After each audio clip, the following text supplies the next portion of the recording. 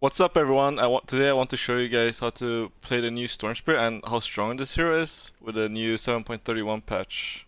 The reason he's so strong right now is because Null has made this hero very powerful. They added a new thing to Null, which is the 4% mana reduction, and they stack. So I will just demonstrate exactly how much it helps this hero. If you zip from this side to this side, you can literally only make it here, and then you will die. But if you have 4 nulls, you can actually make it all the way to this fountain and then back here. I'll show you. This is how much further you can go just because you buy nulls. And nulls in general are a very powerful item in the early game. It's just, they usually don't scale very well. But Storm uses the mana reduction so well that it will scale well into later, especially after 25 minutes. You will get another power spike where they actually get double value. So all of them give 8% mana reduction instead, which is very powerful. So the build you do as a Storm is you buy 4 nulls, then in my opinion you buy Kaya Sanj, and then you buy BKB, and then you buy Aghanim. And then you will probably have to replace one of the nulls. And this is generally the build, and later on you can still buy the usual items like Shiva's, Lincoln Sphere, and eventually I guess you have to replace your nulls. These kind of items. The main slots are these 3 slots though. Like most of the times you're gonna aim for these 3 slots. What you do in teamfights is the reason Storm Spirit is a powerful hero is because he's very good at rotating. He offers a stun that a lot of heroes, mid heroes don't do. And especially if you often replace a hero that's greedy, like for example, like Timbersaw or like anything that doesn't have a stun, you need to pick a stun yourself as a mid, otherwise no place will be happen. So Storm Spirit is a very important hero to have in your repertoire. So you don't free lose whenever the enemy has whenever your teammates pick very greedy heroes. And he's extremely good at killing supports. And generally speaking, Dota is a game about killing supports, because you can jump backline and solo kill a lot of supports. And the skill build on this hero is you max Q. You can skill level 2 overload to get range creeps. It increases the damage to plus 60 instead of 40, which makes lasting range creeps a lot easier. Then you max your Q, you skill Electric Works at level 7, and then you max Remnant, and then you max E. You take attack speed, you max E after that, and then you max Vortex.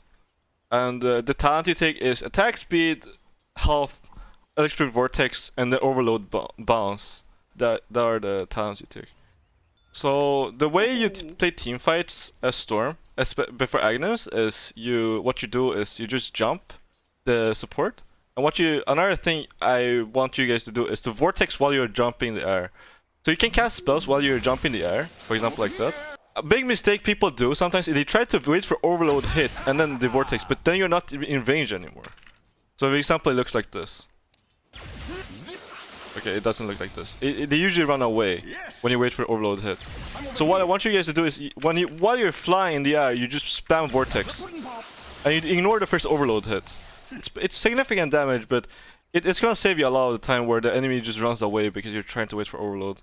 And generally speaking, you wanna try to start on a support. You wanna kill the enemy squishy heroes that you can solo kill, or you just wait for them to go on your team and then you go on the heroes that are fighting and your teammates can hit. If let's say you're jumping enemy PA, you're not gonna solo kill him, and you're usually gonna be too far.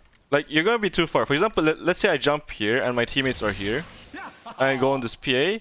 He's not gonna get solo killed. He's gonna be like 50% HP and can still fight. I probably use all my mana. Actually, I did not. I only used 300 mana. But still, the point stands. I've wasted the vortex to not even kill a hero, and I'm not vulnerable to die.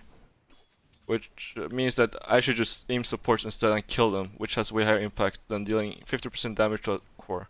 And then later on, when you Aghanim, you actually want to be more patient. Generally speaking, what happens is when the enemy tries to kill one of your heroes, they will group up to kill that hero, because they need to focus fire to kill a hero, right? You're gonna have like 3 or 4 heroes hitting your teammate, and what you do is you bait on your teammates. So for example, your carry is hitting a building or whatever, and the enemy goes on your carry, you zip in and then you vortex, you get a black hole, and then you win the fight. Initiating with Aghanim is very hard. You're rarely gonna get a very big vortex, Only if the enemy is not aware that you're about to take a fight, you can do that. But obviously, if you see a 3-man vortex and can initiate, go ahead. But generally speaking, you will have to bait on your teammates to get a big vortex. Your main job as a storm is to kill supports in team fights, and add as an initiate and stun the enemy for your carry to hit. If that's the kind of game you need to play, when you don't have enough damage to kill anyone alone. So I'm playing Storm in this game in the new patch, and this lane is hard. I'm playing Storm against Lesh, and what I'm just doing is I'm doing the skill build. I'm doing 3-0-2, and I'm just farming jungle from minute 5, 4 actually. Like the lane is very hard. I can't trade with him, so I'm just farming jungle from here. Which is, the hero is very good at farming jungle, so don't be afraid of doing that. I'm higher net worth than him, even though he has a stronger lane, because I'm just focusing on my own game. He's trying to shut me down, but I'm just farming. And he can't stop me from farming. And I get a region rune, I'm full resources. I try to kill, I don't manage to, but I'm full of resources right now. So this is why the Storm Spirit is so strong. So bottom lane is fighting, and I see this opportunity to strike. So as long as you have enough resources, which you will have if you have enough runes, or you go back to base at some point. So like, let's say I didn't get the region rune, what I would do is around 6 minutes I will run back to base, and I will be ready to TP here. So this is a TP that only a couple of heroes can do.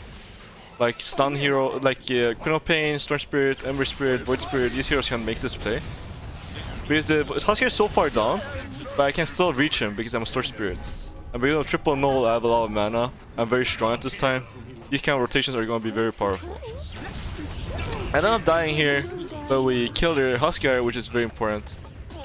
His hero is very timing based. And here I see another play. So I still have a TP. I TP'd bottom earlier. I ran back to mid. I see my Ench fighting the Husker near my tower. Or like the Husker is actually, they're not even fighting. The Husker isn't doing anything. Actually the Husker is too confident and ulti's in. I'm just TP in here and I kill him.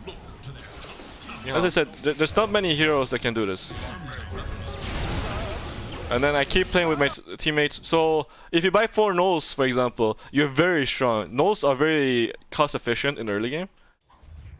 So you should aim to fight instead of farm. If I just farm, I'm not using my items properly. So I'm just gonna keep looking to play with my teammates together, and we kill their heroes together. I opens up the game. That's it for my quick Storm guide. Hope you guys enjoyed. If you enjoyed the content, please like and subscribe and hit the bell button. And if you have anything you want to see, please let me know. And thanks for watching. I stream daily at Twitch TV/Xcalibur.